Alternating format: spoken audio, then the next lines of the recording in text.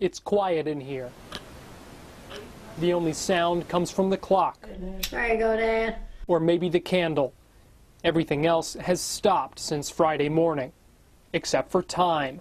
About 9:30 is when the electric all went off and it didn't come back on. Since then, Dorothy and Playas Bryant have spent a lot of time in their living room near their heating stove. They closed all the bedroom doors so they don't lose what heat they have, and they waited. I couldn't understand it, and my husband couldn't understand it either, so there just wasn't much we could do other than just sit and wait. About everything in here. It's pretty well burnt. Chicken and whatever all else she's got in here. After 4 days, they say nearly all their food has spoiled, leaving them with little to eat over the weekend. We had some peanut butter crackers and a little bit of cereal milk, that's it. We didn't have anything else. They say their daughter was able to come help after their road was cleared, but there's still a lot they're waiting on. I try to have a positive attitude, but it's getting to me. As the sun set, they got ready again to sleep on the couch. It was too cold, too dark for anything else. In Whitley County, Garrett Wymer, WKYT. It's easy to see this community still hurts, but they still feel Trinity's spirit here. She's watching over us. Everything happens for a reason. As they gathered under these lights before the ritual of a fall Friday night, it was a small gesture, but it was powerful. Our friend, classmate, and student, Trinity Gay, was taken from us far too soon. Opposing teams joining arms, standing together for a moment of silence, paying tribute to Trinity and standing up against what stole her from them. We are united and we are putting forth every effort to stop this violence.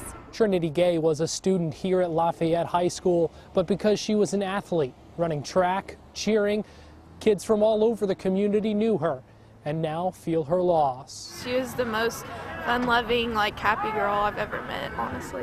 Members of Tate's Creek's cheerleading squad also stood with Lafayette, showing their support too with Long Live Trinity. She'll always be with us and she wants us to be happy. Even when competition on the field divided them, there was still plenty to remind them they're all in this together. I know everything happens for a reason, and that was God's plan for us. And I just want everyone to be happy and just follow in her footsteps. In Lexington, Garrett Wymer, WKYT. It's easy to drive right by, not notice, not even know. But where I've lived here my whole life, I kind of know, like on the way back out, we'll check this one. Under this bridge, they have them a camp. So they all have their own little campgrounds. We're just trying to get them in tonight. Hey, you guys need any gloves or anything? I do. All right.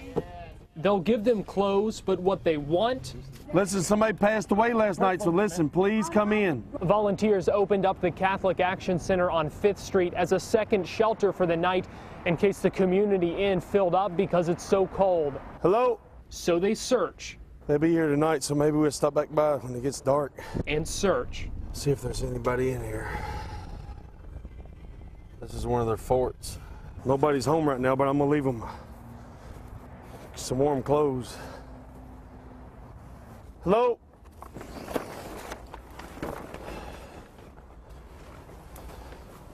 Complain about nothing no more. I've been blessed my whole life. This is a man or could be a family shelter. This is where they live. We'll leave them some gloves. Then they go back to searching. Just so nobody, dies. And then sooner or later, our hopes is that we can, minister to them and get them back on their feet. In Lexington, Garrett Wymer, WKYT. Neighbors along Patton Spur Road are still, buzzing about what happened. Well, I just had got done feeding my chickens, watering them and stuff, and I walked back to my house there to get my phone so I could play a video game on it. And all of a sudden, I heard a big boom. I looked back out my door, and the electric pole fell, and the lines were falling, and the geotacklers sideways into the fence. Then the folks inside the car got a big surprise. Well, he didn't know it, but he found out that there was a hive of bees that was located there, and he disturbed them. And there's a guy come out screaming and squalling and running around about like a chicken with head cut off. Anderson then says they ran up the road, grabbed a hose outside his home, and started trying to spray off the bees. I told him he needed to get out of that water, but say I didn't know he was getting eaten up by bees. I thought he was just high.